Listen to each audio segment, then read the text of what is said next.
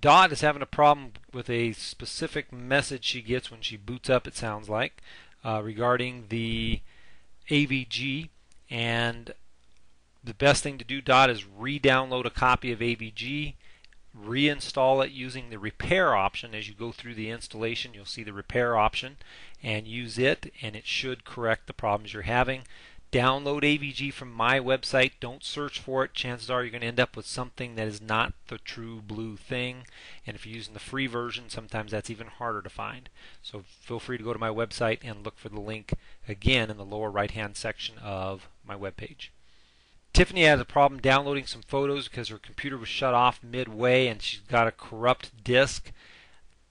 For Tiffany and a lot of other people, I've already referred to this section of my website, so I might as well show it to you all. At helpmerick.com, if you go to the lower right hand section in this right hand column, you're going to see an area called Links and Resources right here, Links and Resources. And in this particular column, I put some of the tools and applications that I recommend. Here's the CCleaner we talked about earlier, the cleanup utility, the CloudMark. We talked about all these today.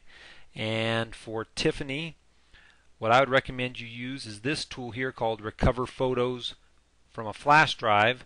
And it's a little tool called PC Inspector, and usually works pretty good at recovering photos from a corrupt flash drive. Kitty, I need more information from you regarding sending the photos from Picasa. Once you select your photos in Picasa and then click the Send Mail button, it should come up and ask you what email system are you using.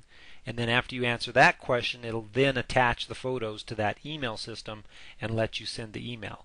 But I just need a little more information from you before I can make a good, accurate answer for you. And I've never heard of UniBlue Registry Booster 2009, but I can almost guarantee you that it's garbage.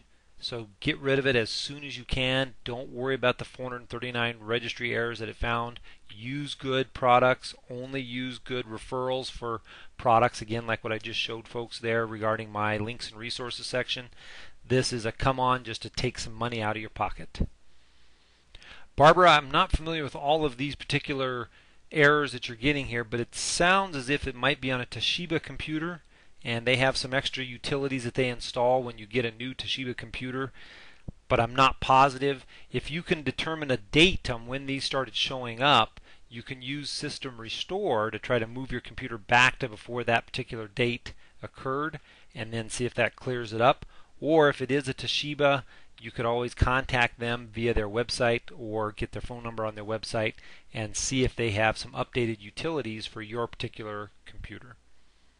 Lynn is traveling overseas to Europe and is wondering if there's any difference in the wireless hotspots over in Europe than there is here in the United States, and no, there isn't. You'll be able to connect there just fine as you do here.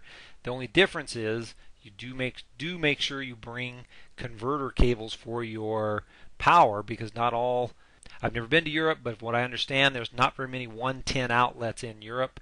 You need to have some converter cables in order to get your laptop up and running and charged.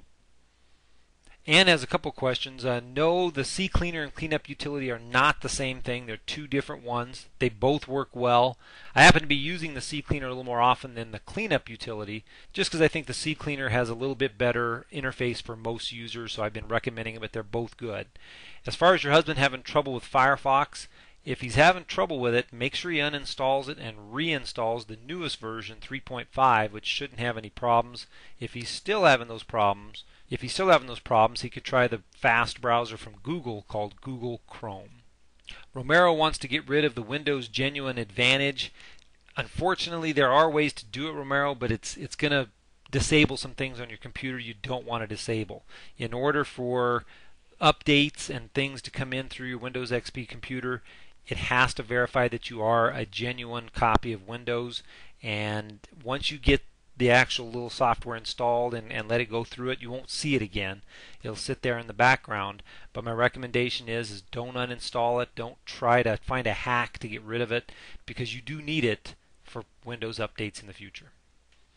Well, that's all for this week's edition of Rick Answers His Email. I'll try to get back on track and doing it more regularly. Thanks for writing in. Thanks for visiting helpmerick.com.